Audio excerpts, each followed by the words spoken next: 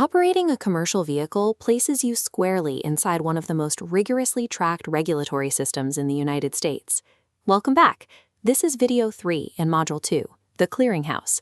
Previously, we established exactly what this database is and what gets reported to it. In this video, we detail the operational outcomes of those reports. We will cover what prohibited status means day to day, how it connects to your CDL, the mechanics of automated downgrades, how renewals are affected, and the legal reality of driving while prohibited. But before we examine those mechanics, we have to address a primary source of professional confusion: the tendency to conflate two completely different legal mechanisms for losing commercial driving privileges.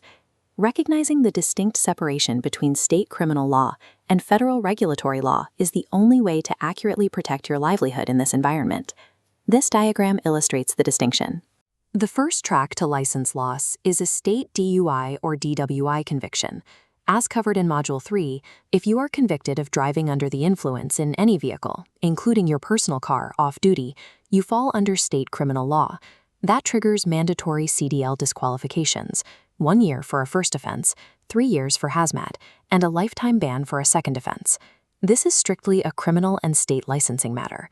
The second track is a DOT testing program violation.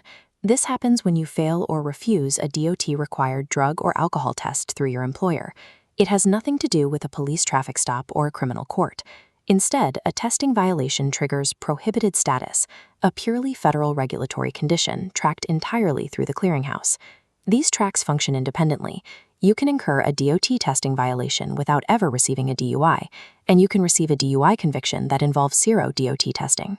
From this point forward, we are focusing strictly on this second category, the federal regulatory framework. Drivers who fail to distinguish the criminal track from the federal regulatory track risk losing their license through a mechanism they aren't even monitoring.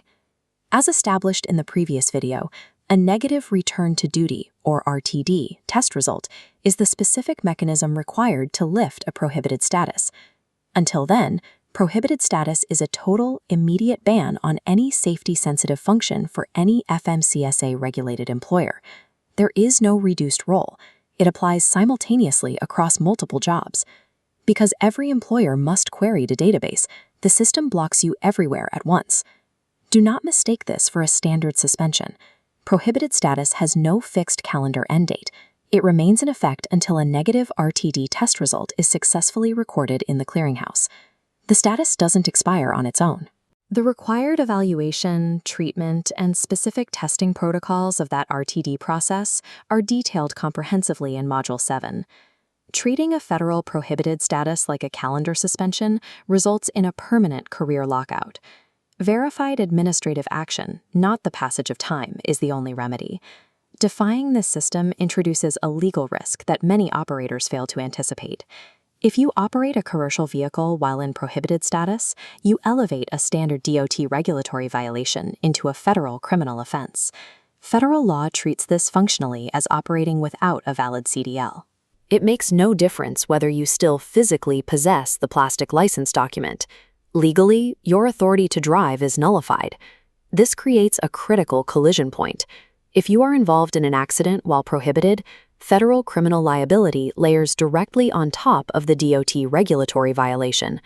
Commercial driving while prohibited is universally forbidden. There is no calculation where this is a manageable risk.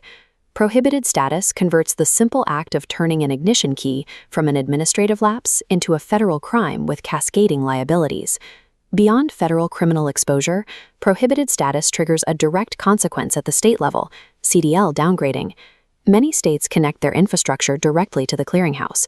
When the federal database pings them with a prohibited status, these states automatically strip commercial privileges. Your license is reissued as non-commercial, dismantling your legal authority to drive professionally. For an owner-operator, this impact is catastrophic. Without valid commercial privileges, the entire business operation halts instantly. Restoring those privileges requires navigating a fragmented process. First, you complete the federal RTD protocol to lift the prohibited status. Then, you must initiate specific, independent restoration procedures with your individual state.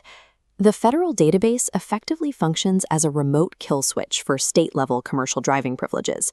Once the system flags you, the enforcement architecture acts automatically. Even without a violation, this federal data connection impacts every single CDL holder during standard license renewals. This interface represents the mandatory state agency query. Prior to processing any commercial license renewal, your state must check the federal database. A prohibited status on your record will actively deny or delay your renewal, regardless of how long you have been unemployed or out of a safety-sensitive role. Because of this automated check, you must preemptively verify your own federal record before applying for state renewal. This map illustrates who is bound by these rules. We divide operations between interstate authority, meaning commercial routes crossing borders, and intrastate authority, meaning routes contained entirely within a single state. Interstate drivers are fully bound by federal FMCSA rules. Strictly intrastate drivers must verify specific local state adoptions, as states may apply the clearinghouse mechanics directly or maintain parallel systems. The clearinghouse record serves as the final verification step for both employment and licensing. Whether crossing state lines or simply renewing a CDL, the federal database determines your eligibility to drive. We covered the daily employment block, the criminal risks of prohibited driving, the mechanics of automated CDL downgrades, and the strict barriers to renewals. All of this traces back to the structure established at the start. State DUI convictions and DOT testing program violations exist on separate legal tracks. In Video 4, we transition to practical application. We will detail how to register in the database, how to check your personal records, and how to dispute administrative errors.